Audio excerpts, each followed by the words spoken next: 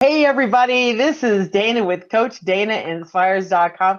I am excited that we are here today with business inspiration. We have a fabulous interview with Kathi Kuleza today. And Kathi, I'm so excited that you're here. We are going to be talking about apology-free leadership. What the heck, man? I am excited. I know our folks are excited, and we're going to see what this is all about. So here we are with Business Inspiration, Kathi Kuleza. And Kathi mostly works with women, but every single thing she talks about can be applied to guys too. Amazing. So men, you're special, but listen up, gals. Here we are. So Kathi, first off, let's just start off with how are you? How's the family? Everyone's good. So it's me and my dog at my house, but I am the oldest of 6 children. My parents are good. In theory, my father had COVID. I don't know if I believe it because he never had symptoms. He lives in a retirement home and there was a little outbreak and he tested positive, then he tested negative and they said, oh, he probably had it, no symptoms. I don't know if I believe it, but everybody's good. We're sheltering in place. And, other than the fact that, it's frustrating not being able to live life the way, pre-COVID, we're doing great. Great. Well, that's good. And the dog's fine. We're good with that. The dog's sleeping. She may interject at some point because I'm like Rodney Dangerfield and I can't get no respect around here because she likes to bark in the middle of, when I'm Well, she has some good input. I think it's all right. Does. Yeah, let's have some input. So you talk to people all the time, your clients, business people. What are you hearing out there? How are they feeling? We're now 10 months into this happy COVID situation. What are you hearing? Are they positive, feeling negative? What's up? I think cautiously optimistic is kind of what I hear from people, especially the people that have found kind of their niche or their place in what's going on in the world. I mean, of course, there's those people that are still not working or struggling, but I would say that, they're cautiously optimistic. The companies that are doing well, they found a way to, so the word pivot, I don't know, like, I think it gets overused, shift or adapt, right? And be in the present. So there's this term I use, the word pioneer, and pioneers are those that are first to try something new. They're in front, like RBG. Ruth Bader Ginsburg is a great example of being a pioneer. So pioneers, they're early adopters. They're stepping into the problems, into the present, and they're focusing on the future. And I think those are the people that you're seeing now in business that are optimistic and being successful as you can, because they're not waiting for things to get back to where they were. And if anybody's still doing that, please stop it. Really, because it was okay when it was like 3 weeks in, 2 months in, but now it's ridiculous. Yeah. Stop it.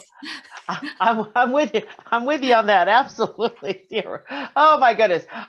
So speaking of changing our direction, the overused pivot word. So what can we do? We're business owners, we're entrepreneurs, men and women. What are we doing? What should we do right now to really move forward if we haven't started now? How can we do that? So the best way to make sure you're on track now is, I've got a couple suggestions, is to look at what's working for you right now. And even one of the questions I suggest people to ask themselves is, what don't you miss? That was pre-COVID. So what don't you miss doing? Like for me, I do not miss getting on an airplane and driving, flying into a location and driving 3 hours every night to teach classes. I don't miss that. I love sleeping with my dog every night, and then ask yourself, what are you doing or what's been getting you kind of excited or, that you've loved doing? Maybe it's something new that you're working on, a new project, and spend some time focusing on that. So you're not bringing back the things you don't miss, right? And you're taking advantage of the things that are kind of lighting you up. And then think about how you can best serve your clients. So listen to your clients, basically just shut up and listen to what their challenges are, what they're saying they need, and then do an inventory of what you're able to do and see if you can find something new in a new way you can serve them and help them and support them. Because most of us are entrepreneurs, coaches, some of us are speakers, right? But most of us feel like we're there to solve problems, right? So listen to what the problems are right now, do some research, and start helping where you can. And I've known a number of people that have actually, in a way, found a new business model for themselves. And then the last thing I would say, and I have like 10 questions you should ask yourself, but the last thing I'll say is start a list of who you want to be, not just your to-do list. Because often we're so busy focusing on checking things off a list, we forget about our mission and our vision as an entrepreneur, as a leader, as a trainer, as a coach. And let's focus on that and make sure that everything we do is aligned with who we want to be. Yeah, those are great suggestions. And thinking about what don't I miss? I think a lot of people are so busy worrying about missing things. There are parts, like you say, flying around and leaving home and leaving what's your dog's name? Sissy. Leaving poor Sissy, like behind, going, where's mom? Yeah. I mean, there are things that and I think Zoom has been a real positive tool that we've all sort of had to embrace, but we weren't embracing it in what we really could have been doing. So yeah, great. This is great. Wow, wonderful. So you work with mostly women, and you talk about apology-free leadership. Okay, Kathi, what do you mean by that? What is apology-free leadership? So let me give a simple example of the trap that I think women fall into more than men, right? And this is a kind of a silly example of what we'll do. But somebody will see the outfit you're wearing. They'll be like, oh my gosh, what a cute outfit. And you'll be like, oh, this old thing, I got it at Ross for $7. So we toss away and brush off compliments out of a feeling of maybe we don't feel worthy of them, or we don't, and so instead of taking a compliment and being like, wow, yeah, thank you so much. So, you just got a promotion, you just got a raise, you just got accolades for a project. And somebody says, oh my gosh, what a great job. Wow, that's amazing. And you'll be like, oh yeah, it was no big deal. So-and-so helped and so-and-so helped. And so we don't just say, thank you. And I've actually, ironically, had men say this to me, even dating, right? It's like, why don't you just accept the compliment? If somebody says, oh, you look beautiful tonight. Oh, we just feel weird sometimes getting those compliments. And instead of accepting them and feeling good about the compliments and owning them, we oftentimes just dismiss them. And so the horrible thing about that is we're doing ourselves a disservice, and we're basically telling that person that they're wrong. Right.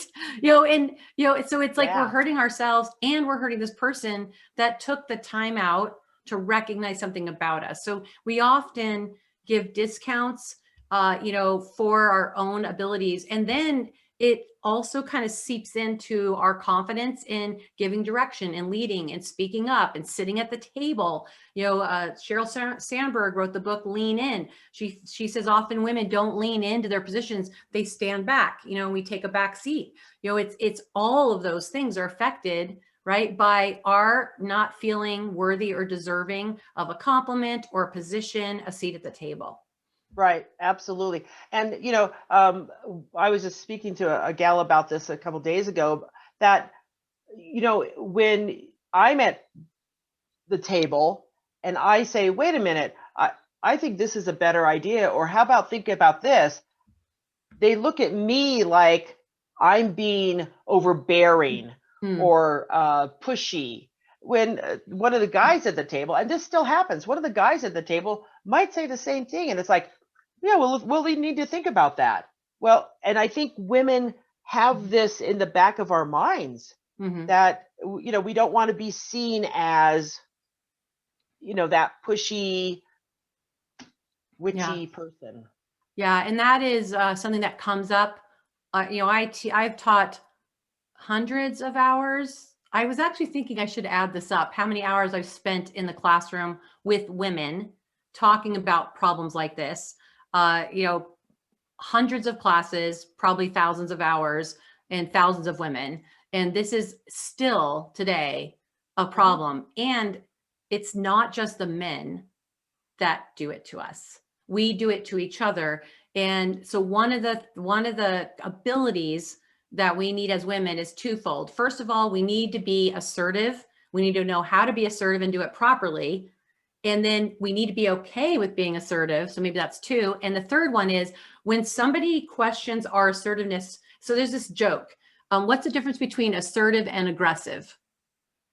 Your gender, right? So when somebody questions our assertiveness, and says, oh, well, you're being aggressive or you're being a biatch, right? You're being pushy or being bossy, when you're really being assertive because you've studied it and you know what it is and you know what it sounds like, and you see men do it all the time. You have to have a mechanism for helping them realize their own discomfort with your assertiveness, right? Because you've got to be okay with being assertive because you've chosen it, you've worked on it, you know how to say it, you know you're not hurting anybody else. Because the key thing about assertiveness is standing up for your own rights without hurting others or not violating the rights of others.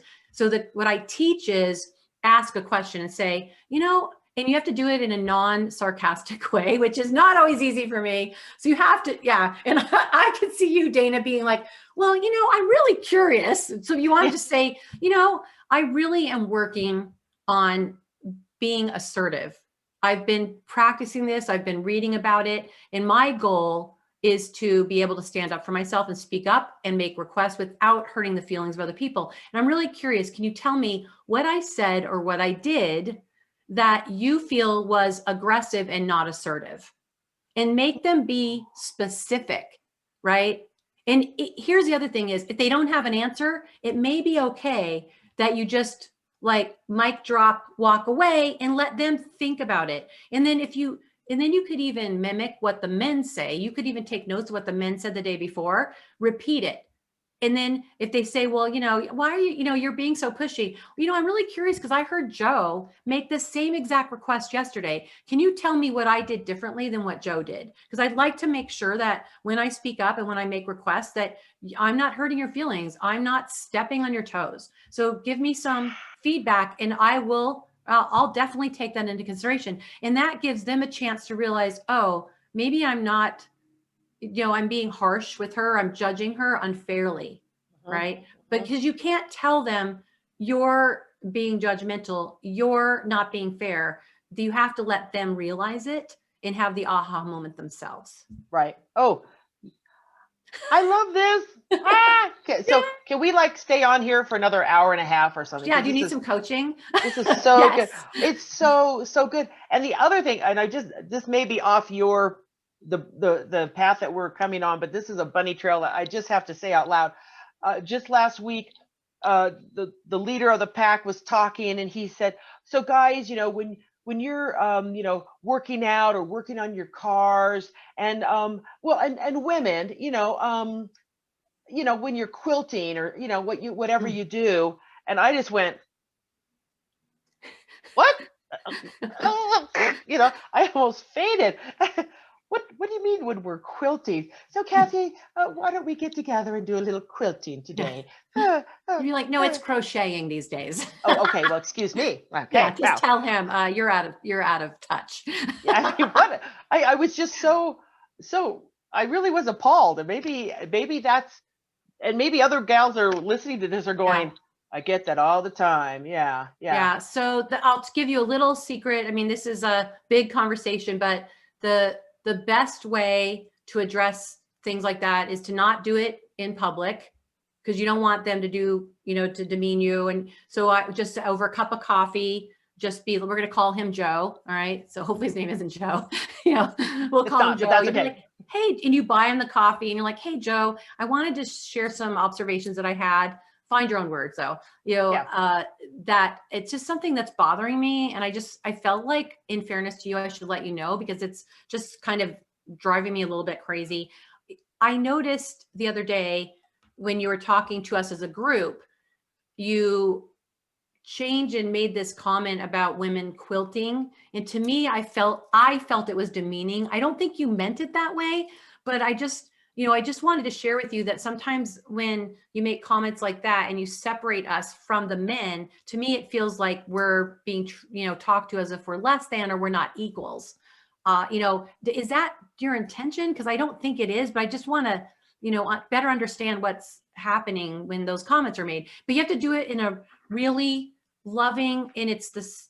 So, I love books. The 7 Habits of Highly Effective People, seek to understand versus being understood. So you really do it because you want to know if he's really doing it to be sarcastic and demeaning, or is he just not sure what to say about the women? And it could be he's older and he's just out of touch and he doesn't realize that women actually like cars and football these days.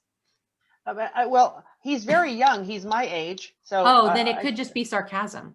And he's just, and that can be addressed as well. Right. Yeah. And then, then it can just be him having awareness that he's putting a wedge between him and some very important people on the team. Right. Absolutely. Because some other people you could just see the gals kind of going, rolling their eyes. Yeah. And like, yeah. I may not, when I had a car that I could change the oil, I did. Right. Now these cars, I'm not getting near that. They're computers now. Yeah. Yeah. Sorry, I have enough trouble with this, so I'm not going to go there.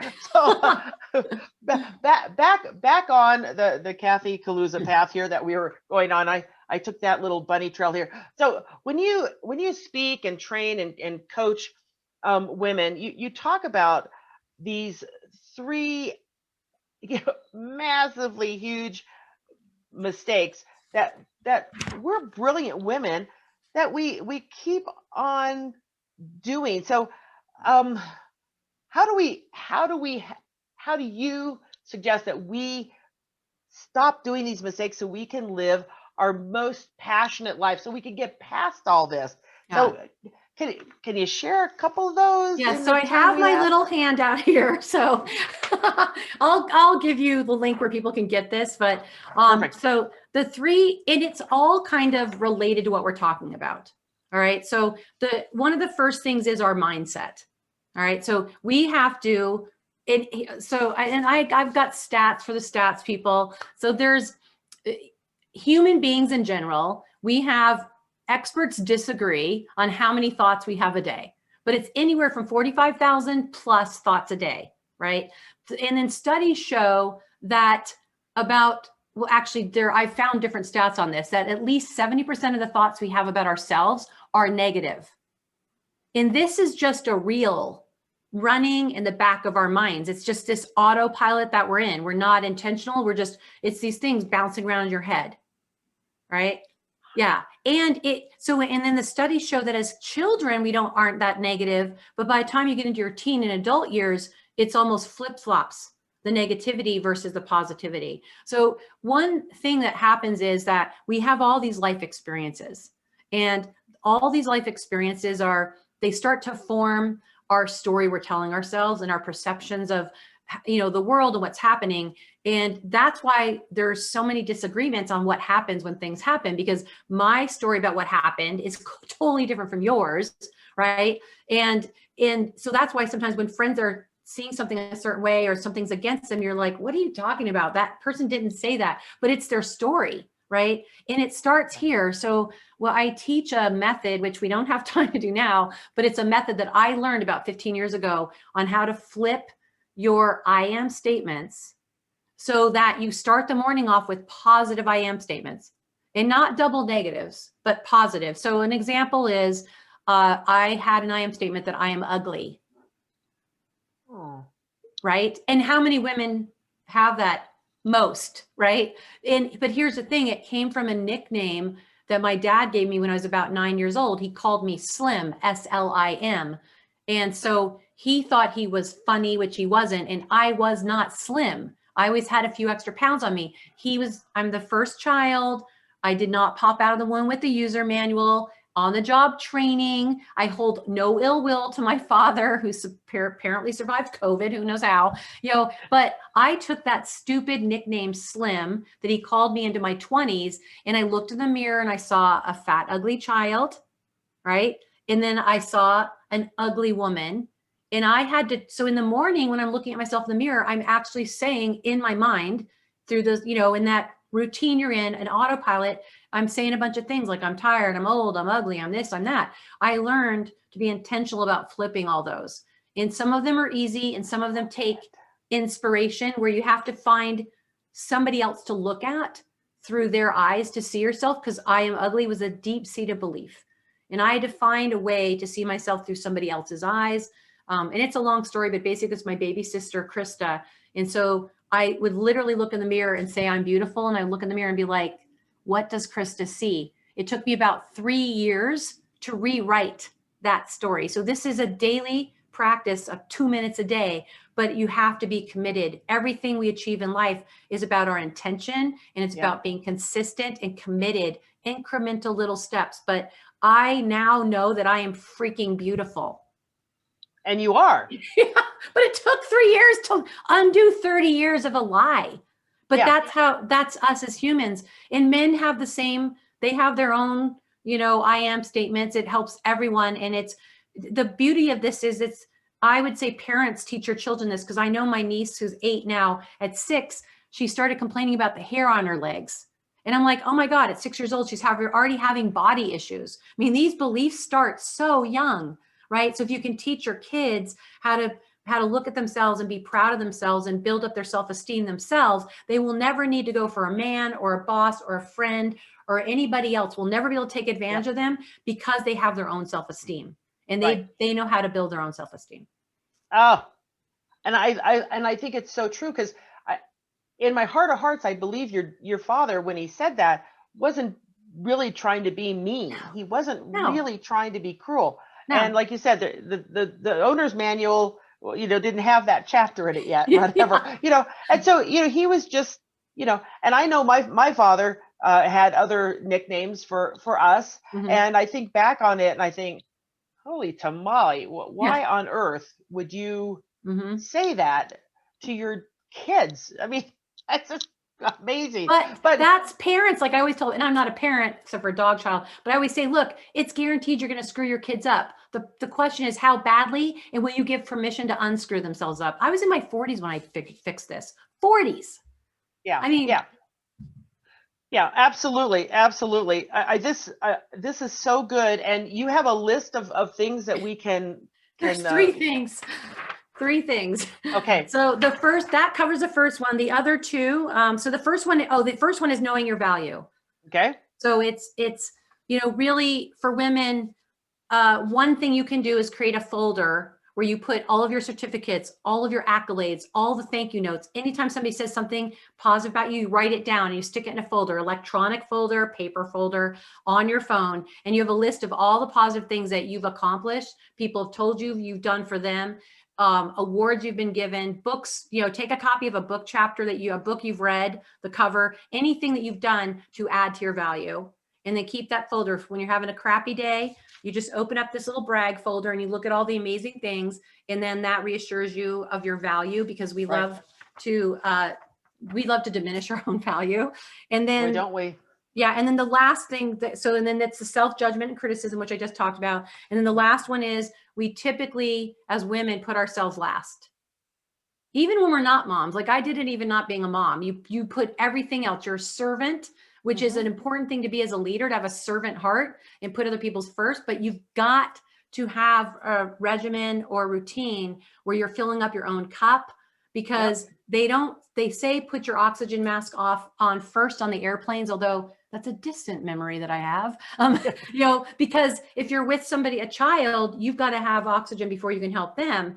And the same thing applies in our lives. If we're not filling up our own cups, our cups end up empty. We have nothing left to give. So if it works for you this way, fill up your own cup so you can go back and do more good work, because you want to help other people. The only way you can help them fully and not resent them and be able to give them everything you're capable of giving them is you have to take care of yourself. So you are this amazing, perfect person that can give them everything you intend to give them fully to the completeness. But you can't do that if your cup is empty. Right. Absolutely. Absolutely. And I always, I teach a class at the YMCA, and I always tell people, you have to be well. You have to take care of you before you can take care of somebody else. Yeah. you know, and I'm saying it at the Y, and it fits in every single aspect of life. And Yeah. especially as women, we have a tendency to be that servant, be that I'll take care of them, and oh, I didn't get enough sleep because yeah, absolutely. We have to be our best selves. Right. Kathi, this has been such great information. And will you, where will this list be? Can we go and look at this list? So yeah, so there's this link, I guess. And what I'll do is I will make sure that it gets onto Facebook, and it will also get onto on the recording so people can see that too. So yeah, and that's there's great. a link. Yeah, if they want more, you know, if they want to spend 20 minutes, 30 minutes talking to me about these mistakes, if you know, there's a link on the handout. If you want to, you know, I'll give you 30 minutes, you know, and answer some of the questions like Dana just asked, you know, like a specific example, you want help, you know, with a specific person that you're struggling with, because it's easy, right? It's simple, but it's not always hard. It's not always easy to do, right? It's simple concepts that intellectually we understand, but going and doing it sometimes seems a little overwhelming. So, Right. you know, I've booked 30 minutes with me. There's like a link on the bottom, and let's talk, you know, let's make sure that we're living our best selves, right? Yeah. And so here is your email address. Yes. And your phone number. And so kathyspeaks.com, is there a place there to book some time with you? I'll make sure there's a Calendly link on the page too. I'll do that. Okay, great. Yeah, that'd be super helpful. So anybody out there, if you want to ask Kathi questions, she's so gracious. She was happy to talk to you. Book some time with her. Download this great list of things. I mean, wow. Let's get moving and being our best selves. Yes. And as always, there's my information as well. If I can be of any service to you, if you have any questions, if you want to be a guest on this show too, let me know. If you have suggestions, I'm more than happy to hear you. And until next Tuesday, Kathi, thank you so much. Thanks for being here. This has been fabulous. Thanks, everybody. We'll see you next Tuesday on Business Inspiration. Bye.